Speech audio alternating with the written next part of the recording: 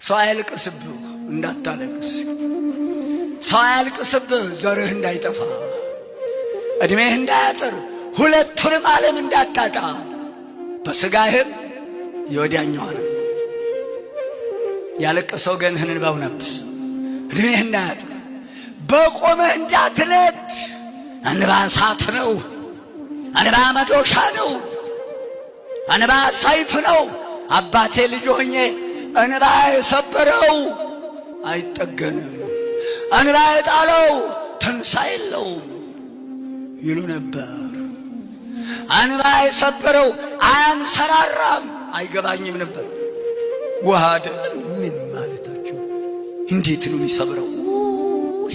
እንባ አረ ቃላት የለም። በእንባ የሚያመጣው ፍዳ፣ እንባ የሚያመጣው የሚያነደው እሳት አረ ቃላት የለውም፣ አይገለጥም።